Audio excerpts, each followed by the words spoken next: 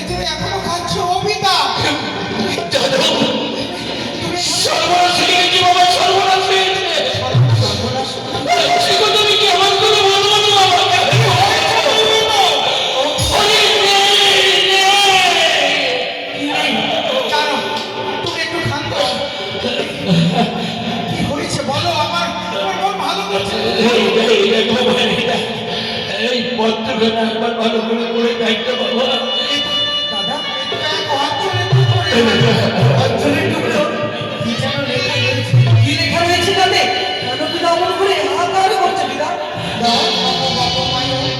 নিবেদিত আরো নিবেদিত ছয়টি দাদা বৌদির চরণে হয় এটা বেহুলার পত্র মনে হচ্ছে বিবাহের পর ঠাই হলো আমাদের শ্বশুরালয়ে শ্বশুর সদাগর নিয়ে গেল সরকারি ভূগরে প্রথম প্রহরে মিশে গেল হাসিতে খেতে দ্বিতীয় প্রহরে মিশে গেল পাশা শাড়িতে রেখে তৃতীয় প্রহরে মিশে গেল কাঁদিতে হাঁদিতে বিবাহের বাসর ঘরে গেল মণি প্রাণেশ্বরে খাইল পাত্তারে মাল ভোজচ্ছে বিবাহের বাসরে ঘরে ভাসিল বগুলি সাগরে ভাসিতে ভাসিতে যাব কথা করে যে ভাই পাব সাক্ষাৎ হার মৌলি ইতমধ্যে জিয়াই বলি ইতমধ্যে সাথে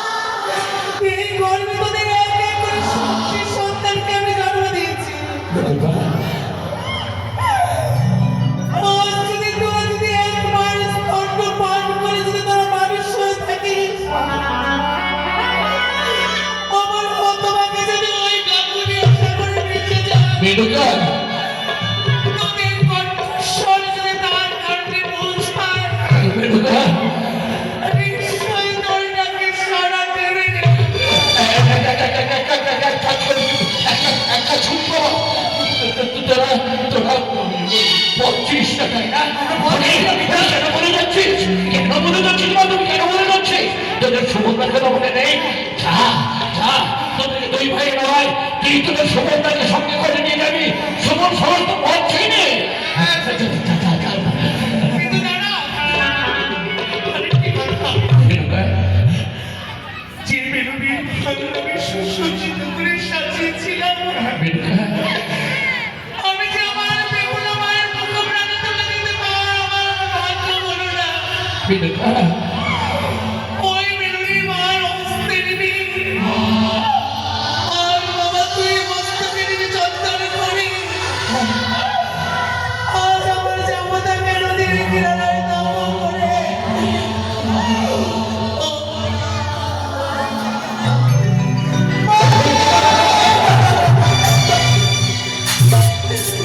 কথা দিচ্ছে তোমার এই যাদব মাদব, তোমার কথা দিচ্ছে আমরা যেমন করে হোক না কেন, আমাদের একমাত্র বোনকে আমরা নিশ্চয়ই তোমার এই ভক্তের দিকে দেবো।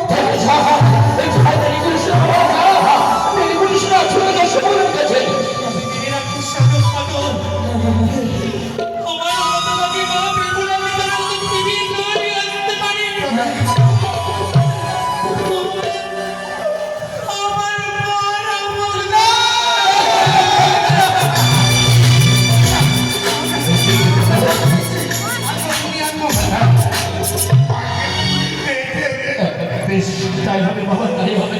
আমি তোর মাকে দেখে রাখবো। মেনকা, মেনকা, জানি না মেনকা, জানি না